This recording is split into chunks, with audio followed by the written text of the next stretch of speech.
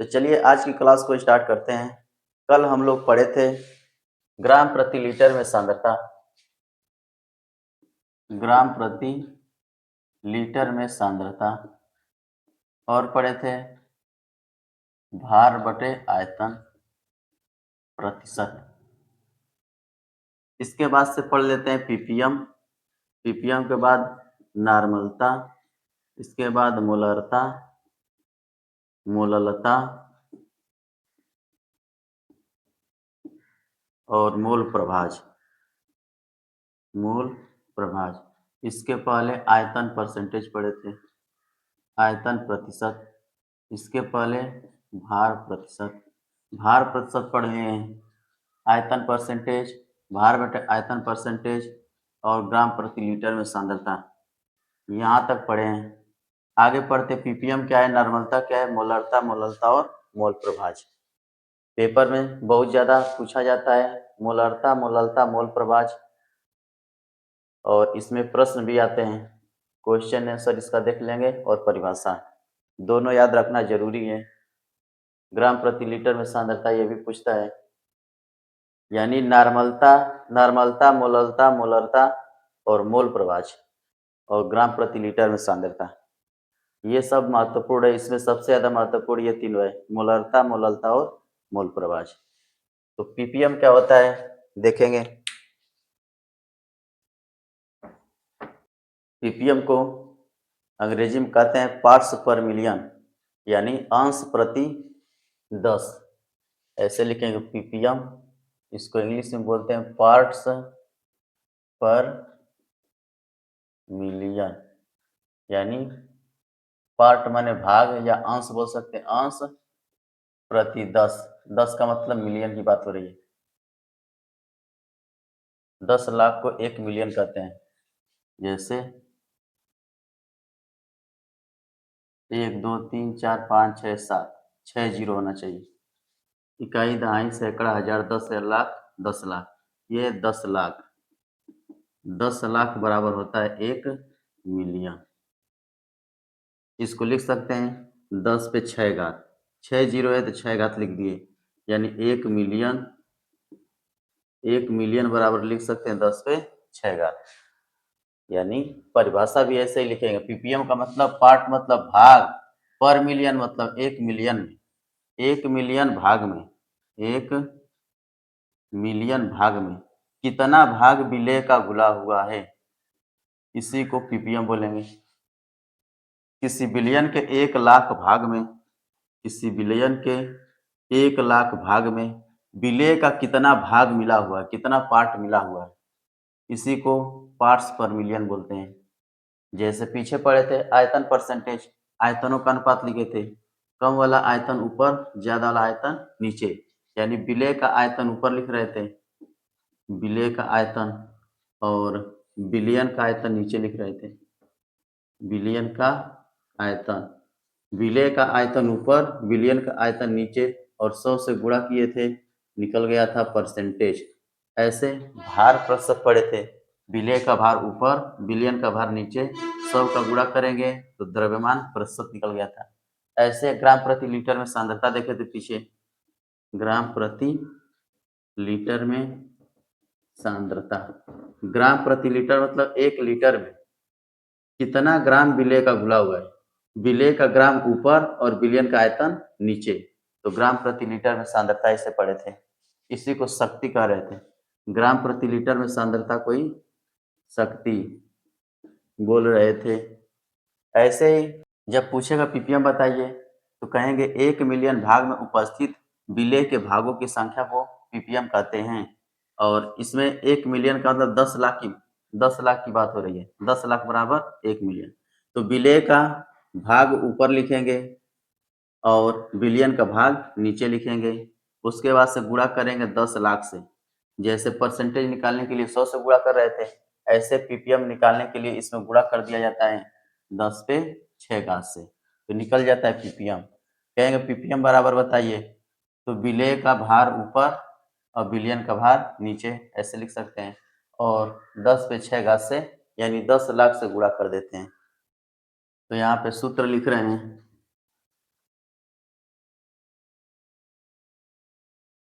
सबसे पहले परिभाषा लिख लेते हैं। किसी बिलियन के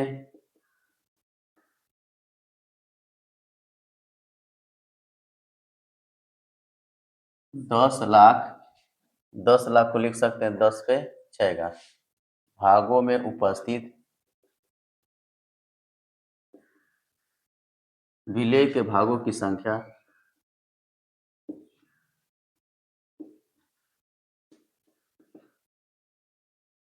को पीपीएम कहते हैं। अगर पीपीएम बराबर लिखना चाहें तो विलेय का भाग ऊपर लिखा जाएगा और बिलियन का भाग यानी बिलियन का भार नीचे लिखेंगे। बिलियन का भार नीचे, ये भी ग्राम में और यह भी ग्राम में, दोनों ग्राम में होना चाहिए। और इसमें गुणा कर देंगे 10 पे 6 घात से तो पीपीएम निकल जाएगा। यानी इसको ऐसे लिख सकते हैं, पीपीएम बराबर विलेय का भार ग्राम में और बिलियन का भार ये भी ग्राम में, और गुणा कर देंगे 100 से तो पीपीएम बराबर हो गया विलेय का भार 6 घात से गुणा करें 10 पे 6 यानी 10 लाख से गुणा। और ऐसे ही बिल्कुल अगर यहाँ पे दोनों एमएल दे देता है, आयतन दे देता है, तभी ऐसे लिखेंगे पीपीएम बराबर विलेय का आयतन बटे बिलियन का आयतन, और इसको भी एमएल में, बिलियन भी एमएल में, और गुणा कर देंगे 10 लाख से। अगर आयतन दे देता है तभी वही काम करेंगे।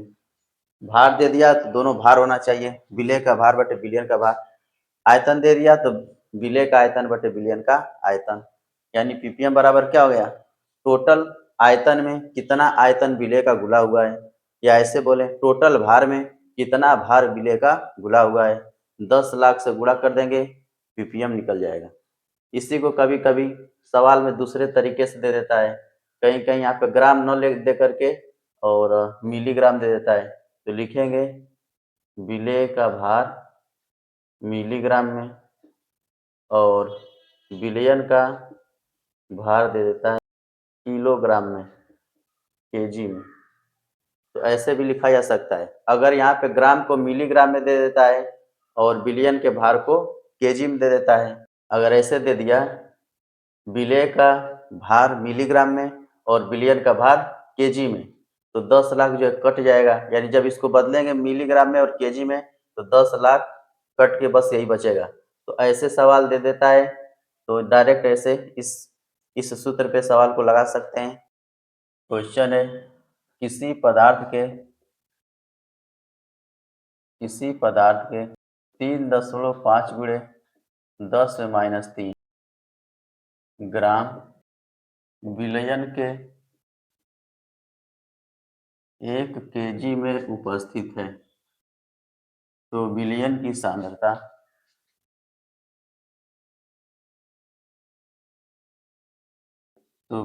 सांद्रता पीपीएम में ज्ञात कीजिए।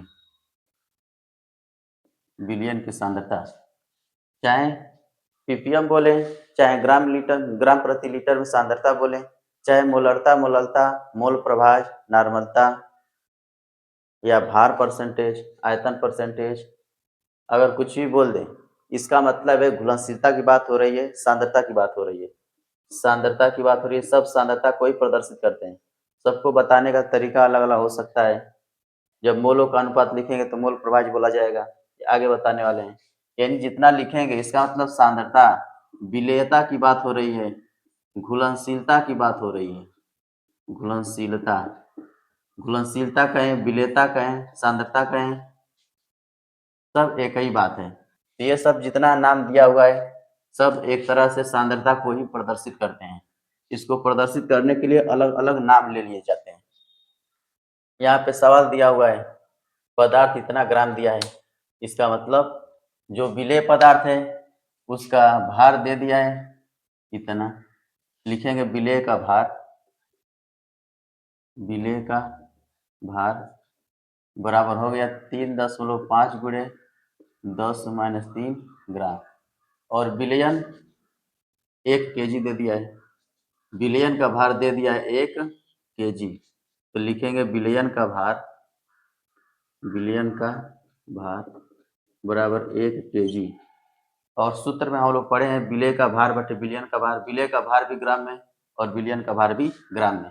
इसको ग्राम में बदल लेते हैं। 1 kg बराबर 1000 ग्राम। अब यहाँ से पीपीएम निकाल सकते हैं। पीपीएम बराबर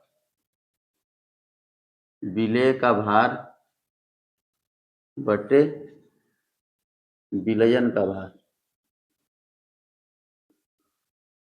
और गुणा कर देंगे 10 लाख से। पीपीएम निकल जाएगा। 10 लाख से गुणा कर देंगे। इसको लिख सकते हैं पीपीएम बराबर विलेय का भार दिया हुआ है 3.5 गुणे 10 में -3 और बिलियन का आयतन दिया है, बिलियन का भार दिया है 1000 ग्राम। इसमें गुणा करेंगे 10 लाख से। यहाँ 10 में -3 दिया हुआ है, इसको जब हर में लेके जाएंगे तो प्लस हो जाएगा। सुन ले एक बार, जैसे किसी भी संख्या के ऊपर अगर दिखाई दे रहा है, मान लेते हैं यहाँ पे -3 घात है, और इसको जब उल्टा करेंगे बटे में लिखेंगे तो माइनस वाला प्लस में हो जाएगा। अगर यही प्लस में होता 10 पे 3 घात, इसको अगर उल्टा करते यानी हर में लिखते, इसके घात में भी परिवर्तन हो जाएगा। अगर माइनस है तो उसको बटे में लिखने पे घात जो प्लस में चली जाती है, अब प्लस है तो बटे में ले जाने पे माइनस में चली जाती है। यानी यहाँ पे जो दिखाई दे रहा है 10 में -3, इसको हर में लिखेंगे तो 10 में +3 हो जाएगा। इसको लिख सकते हैं 3.5 और यहाँ पे 10 पे 6 घात लिख दिए। यहाँ पे 1000 है और यहाँ 10 पे +3, यानी यहाँ भी 3 जीरो और यहाँ भी 10 पे 3 घात 3 जीरो, 3 3 कितना हुआ 6, यानी नीचे 6 जीरो ऊपर भी 6 जीरो, 10 पे 6 घात बच गया 3.5। पीपीएम निकल गया 3.5। ऐसे सवाल को लगा सकते हैं। अगला प्रश्न देखते हैं।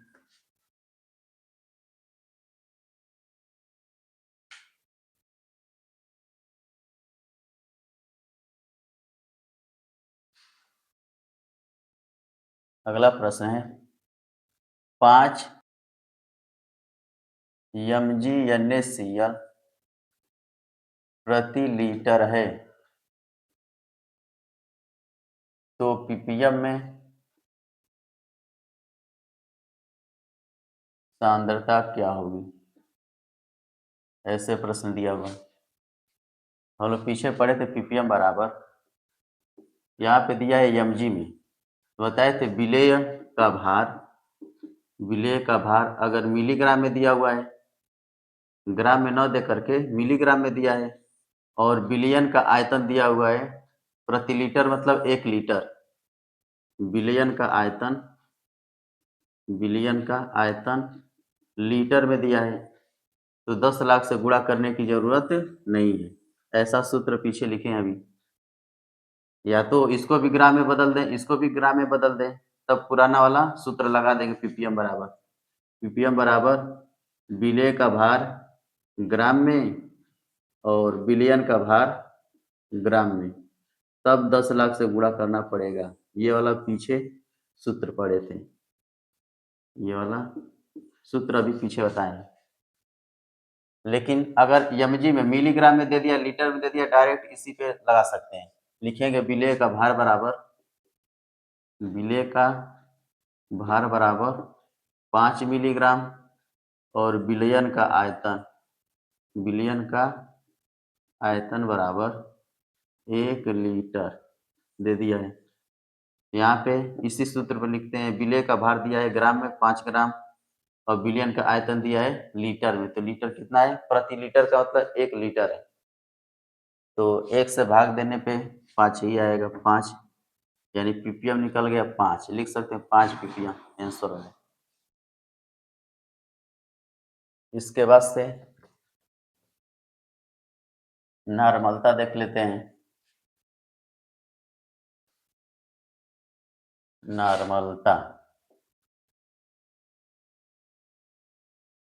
नॉर्मलिटी, इसको n से प्रदर्शित करते हैं, तो बोला जाएगा 1 लीटर आयतन में उपस्थित, 1 लीटर आयतन बोल दें या बिलियन बोल दें, 1 लीटर आयतन में उपस्थित विलेय के ग्राम तुल्यांकों की संख्या को ग्राम तुल्यांकों की संख्या को नॉर्मलता कहते हैं। यानी अगर लिया जाए आयतन 1 लीटर,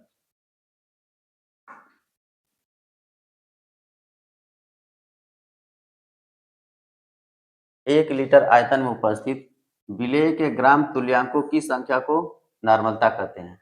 यानी 1 लीटर अगर विलयन लिया गया है, 1 लीटर आयतन है उसका, उसमें कितना ग्राम विलेय का घुला हुआ है, विलेय का कितना ग्राम तुल्यांक घुला हुआ है, परिभाषा में यही लिखेंगे। पेपर में पूछा जाता है कि नॉर्मलता किसे कहते हैं, परिभाषा यही हो जाएगा, 1 लीटर आयतन में उपस्थित विलेय के ग्राम तुल्यांकों की संख्या को नॉर्मलता कहते हैं। और परिभाषा लिखने के बाद थोड़ा सा परिवर्तन करने जा रहे हैं। परिभाषा लिखे, किसी विलयन के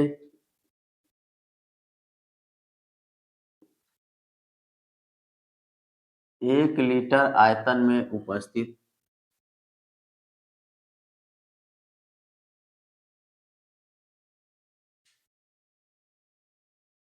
विलेय के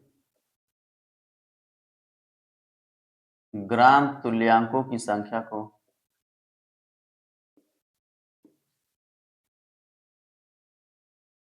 नॉर्मलता कहते हैं। परिभाषा ऐसे लिख दिए। अगर लिखना चाहे नॉर्मलता को यन से प्रदर्शित कर सकते हैं। तो ऊपर लिखेंगे विलेय का ग्राम तुल्यांक, विलेय का ग्राम तुल्यांक बटे विलयन का आयतन, विलयन का आयतन लीटर में। परिभाषा यही लिखेंगे और सवाल मतलब इसका सूत्र ऐसे लिख देंगे। इस पे सवाल भी आता है, लेकिन सवाल लगाने के लिए थोड़ा सा परिवर्तन किया जाएगा। ग्राम तुल्यांक बराबर क्या होता है, नीचे से लिखेंगे ग्राम तुल्यांक बराबर भार बटे तुल्यांकी भार, भार बटे तुल्यांकी भार। इसको परिवर्तित करना पड़ेगा। ग्राम तुल्यांक बराबर भार बटे तुल्यांकी भार। जहाँ पे ग्राम तुल्यांक दिखाई दे रहा है, इसके जगह पे लिखेंगे भार बटे तुल्यांकी भार। भार ऊपर लिख देंगे, तुल्यांकी भार नीचे लिखेंगे। यहाँ से नॉर्मलता बराबर हो जाएगा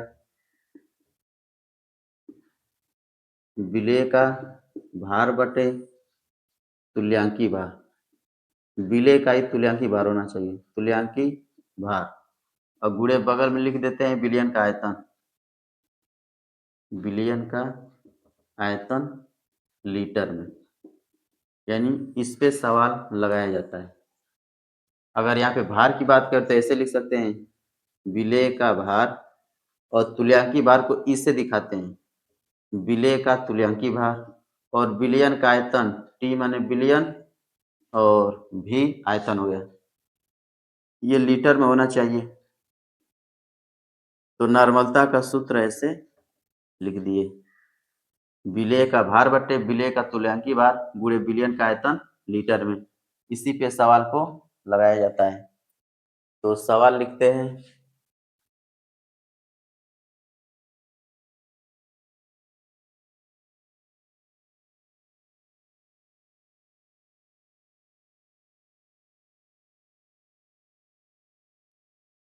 क्वेश्चन है 80 ग्राम NaOH को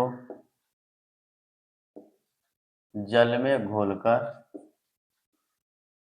500 ml विलयन बनाया गया,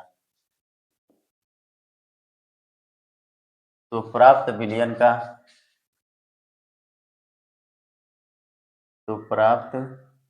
विलयन का नॉर्मलता ज्ञात कीजिए। ये प्रश्न है। यहाँ पे विलेय पदार्थ दिया हुआ है 80 ग्राम, और जल में घोल करके 500 ml विलयन बनाया गया, तो 500 ml विलयन है। तो नॉर्मलता ज्ञात कीजिए। नॉर्मलता बराबर अभी पढ़े थे, सूत्र लिख लेते हैं यहाँ पे नॉर्मलता का। नॉर्मलता बराबर विलेय का भार, विलेय का भार बटे विलेय का तुल्यांकी भार गुणे विलयन का आयतन लीटर में। ये सूत्र बार बार लिखें ताकि याद हो जाए। जब कहेंगे नॉर्मलता बराबर क्या होता है तो लिखना विलेय का भार बटे विलेय का ही तुल्यांकी भार और विलयन का आयतन लीटर में होना चाहिए। सूत्र याद हो गया। तो भार सबको पता है, भार दिया रहता है। अगर भार सवाल में दिया हुआ है तो आसानी से आप लिख सकते हैं, लेकिन तुल्यांकी भार में समस्या हो सकती है। अगर कोई विलेय पदार्थ है उसका तुल्यांकी भार निकालना हो, इसका तरीका कैसे होता है, जैसे कह देते हैं यन्ने OH का तुल्यांकी भार निकालो, तो इसमें देखेंगे कि ये क्षार है। क्या है? क्षार, जिसमें OH दिखाई देगा। इसमें OH की संख्या अगर 1 है तो कहेंगे यन का मान 1 है। ये क्यों निकाल रहे हैं? क्योंकि तुल्यांकी भार निकाला ही जाता है ऐसे। तुल्यांकी भार बराबर हो जाता है अणु भार। अगर कोई अणु है तो उसका अणु भार लिखते हैं और बट्टे में यन से भाग देते हैं तो तुल्यांकी भार निकल जाता है। बार बार यही काम करेंगे। किसी का तुल्यांकी भार पूछें तो उसके अणु भार को लिख करके यन से भाग देना होता है। जैसे यन OH का अणु भार अगर लिखना चाहें, सोडियम का भार होता है, सोडियम का भार 23 होता है, ऑक्सीजन का 16, हाइड्रोजन का 1, 6 3 9 1 10 के 0, 2 3 1 4, 40 हो गया। अगर इसका अणु भार निकाल दिए 40 तो यन देखते हैं। यन बताता है कि उसमें OH की संख्या कितनी है। अगर कोई अम्ल है तो अम्ल की क्षारकता देखते हैं। अगर कोई क्षार है तो क्षार की अम्लता देखी जाती है। तो अगर कुछ नहीं समझ में आ रहा है तो इतना समझे, OH दिखाई देगा 1 तो यन का मान 1। OH की संख्या अगर 2 है, जैसे लिख दिए CaOH ट्वाइस, ये OH की संख्या 2 हो गई, इसका मतलब इसमें यन का मान 2 हो गया। ऐसे ही अगर अम्ल की बात करें, अगर क्षार है तो उसमें OH देख लेंगे यन होता क्या है, उसी का अणु भार लिख करके यन से भाग देने पे तुल्यांकी भार निकल जाता है। और जब तक तुल्यांकी भार नहीं निकलेगा तब तक सवाल नहीं लग पाएगा। जैसे कोई क्षार है, क्षार कैसे लिख सकते हैं? HCl, इसमें H प्लस आयन दिखाई देता है, H2SO4, H3PO4 ऐसे दिखाई दे रहा है। तो इसमें देखेंगे हाइड्रोजन की संख्या कितनी है। इसमें हाइड्रोजन 1 है, इसके यन का मान हो जाएगा 1। हाइड्रोजन की संख्या 2 है तो यन का मान 2। हाइड्रोजन की संख्या 3 है तो यन का मान 3। ऐसे यन का मान निकाल सकते हैं। और यन का मान निकालेंगे तो उसी के अणु भार में भाग देंगे, तब जाकर तुल्यांकी भार निकलेगा। जैसे H2SO4 का भार निकालना चाहें तो हाइड्रोजन का भार होता है 1, 2 हाइड्रोजन का 2, सल्फर का होता है 32, ऑक्सीजन का होता है 16, एक ऑक्सीजन का 16 और 4 ऑक्सीजन का 16 चौके 64। यहाँ पे 4 6 8 और 6 3 9, यहाँ पे निकल गया अणु भार।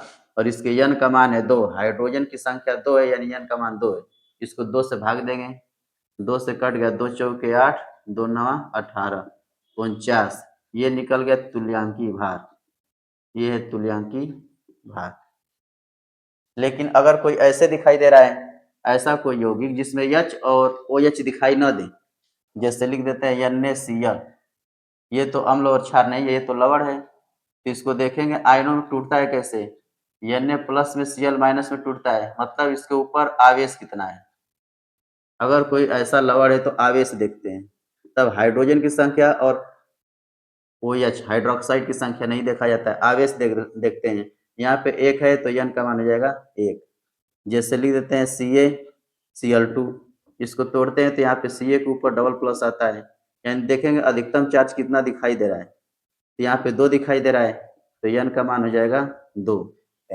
अगर किसी अणु को, परमाणु को दे दिया, कोई अणु दे दिया, जैसे बोल दिया ऑक्सीजन, इसका तुल्यांकी भार निकालिए, तुल्यांकी भार निकालिए, तो कैसे निकालेंगे? तो तुल्यांकी भार निकालने के लिए उसका अणु भार लिखा जाता है। ऑक्सीजन का होता है 16, तो 16 दूना के 32, 32 बटे यन।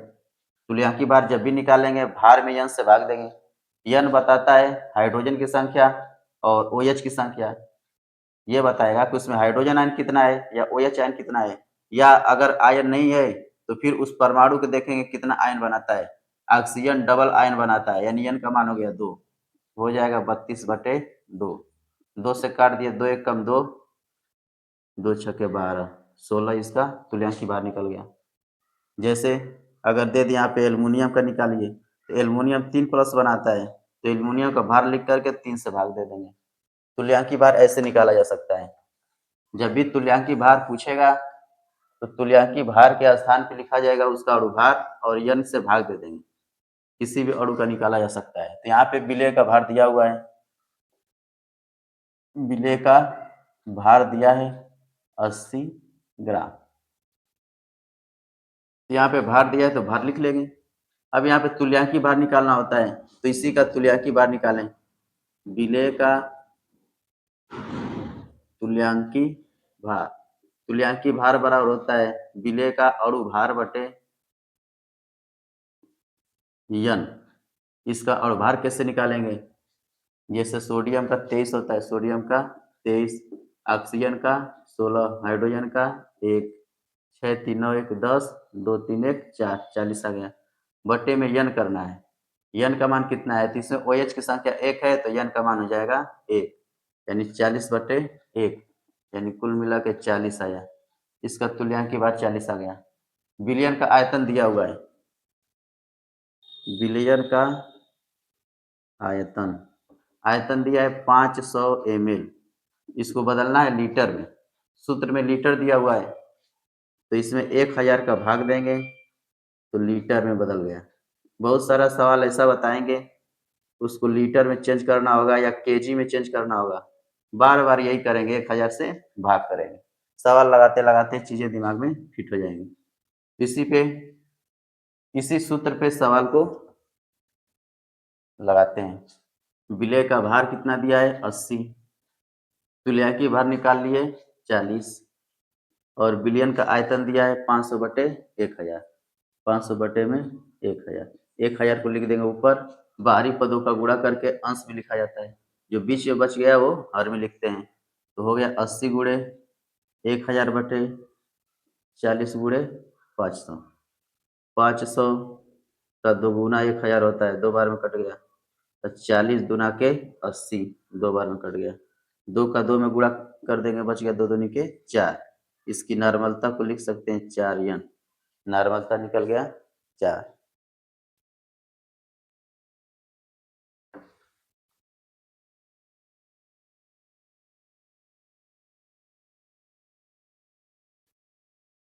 अगला प्रश्न है 49 ग्राम H2SO4 सल्फ्यूरिक अम्ल 250 ml विलयन में घुला है।